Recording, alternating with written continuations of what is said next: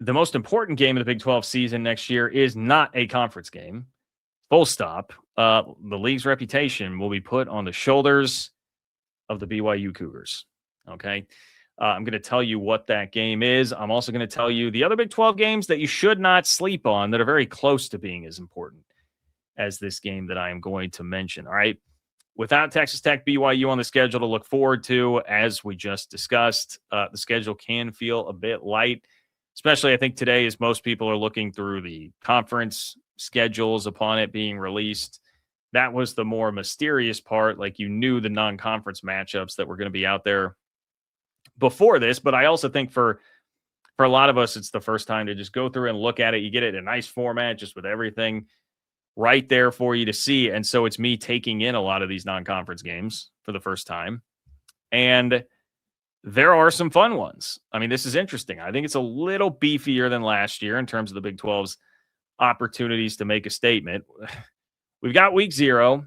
Okay, TCU, North Carolina. I chuckle because I did see I saw a tweet yesterday that said, man, North Carolina's epic opening drive against TCU seems so long ago. Remember, they did drive right down the field. Skip Bayless was tweeting about the brilliance of Bill Belichick, and then TCU just went Michael Irvin belt to you-know-what the rest of the game. TCU's playing North Carolina in Ireland.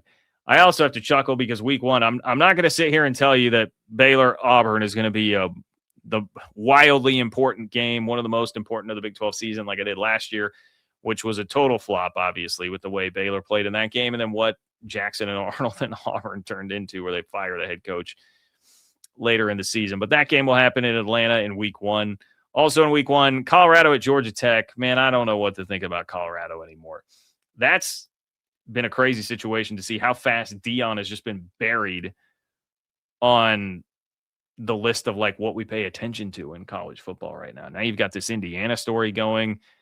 Belichick took some of the spotlight last year. Colorado wasn't very good or interesting last season. So, I don't know. We'll see if Colorado has something. All right, then we start. This is where it starts to get good, man. Week 2, Missouri at Kansas. Oregon at Oklahoma State. I tell you what, if we're buying what Nick just talked about with the Pokes and you got Oregon early in the year, sure wish that Dante Moore wasn't back at quarterback. That would make me feel better about it, but don't sleep on that. Arkansas goes to Utah in week 2. Iowa State is at Kinnick to play Iowa in week 2. Arizona State is in College Station to take on Billy Lucci's Texas A&M Aggies in week 2.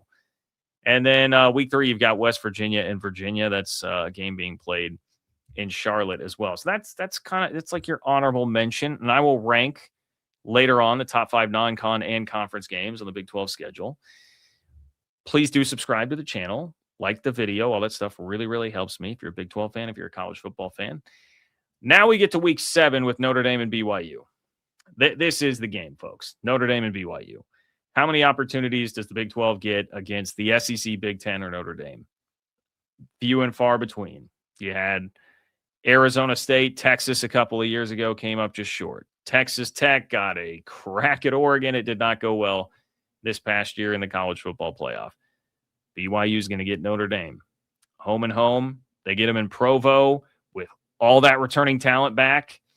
You thought for a second there you might be losing not just Jay Hill, not just Gennaro Guilford, but a bunch of players heading with them to go to Kyle Whittingham's squad in Michigan.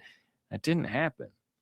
BYU did an excellent job with roster retention. They maintained that roster, and now 23 wins the last 2 years. Everybody coming back. If week 7 BYU is still unbeaten, can you imagine welcoming Notre Dame into the house at that point? That should be Notre Dame starts slow under Marcus Freeman a lot. But before that game, Notre Dame has Wisconsin, Rice, Michigan State, Purdue, and North Carolina. I'm going to say Notre Dame should be unbeaten coming into that game. Monster opportunity for the Big 12. Monster, because BYU now has a bit of a national profile built up. People know the Cougars now. This is not a surprise. Like, everybody is aware of them. Ton of people watch the Pop-Tarts Bowl to see them win their 12th game of the year. I'm not trying to tell you that bowl wins are something extra significant these days, but it made people more aware of the story. BYU has been clamoring for more respect when it comes to the college football playoff, which, frankly, they should have gotten more of that each of the last 2 years, but they didn't. Now here's a chance to go earn it.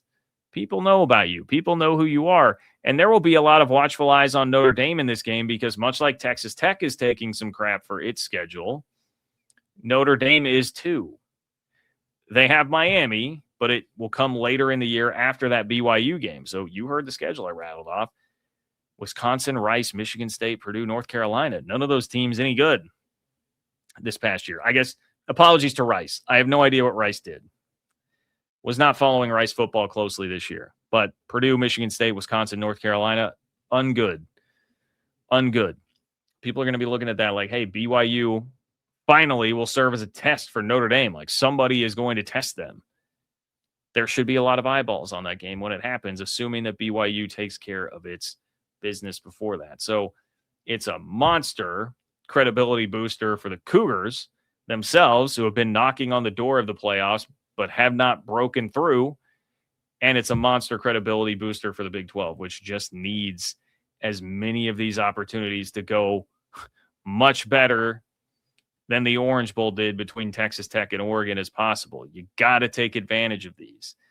You've got to take advantage of these if you are BYU in the Big 12. So keep that one circled. Keep it in mind. I do wish, as I alluded to earlier, I do wish that it was earlier in the season. You know, you're getting this like at about the midway mark, mid to late October. Marcus Freeman under his watch at Notre Dame, you know, they lost to Northern Illinois a couple of seasons ago in September. They had 2 September losses this past season to Miami and Texas A&M, which ultimately was the death knell of Notre Dame's season. They didn't realize it until the very last minute, but that killed them. And so these slow starts have been a thing. Like that's a tangible thing now with Marcus Freeman. I really wish that BYU was getting them very early on. But you'll take it. You have to take it, quite frankly. You have to take any opportunity that you can possibly get when Notre Dame's going to come to town. And hey, if you want to know why BYU's offseason has prepared them to handle this, click here.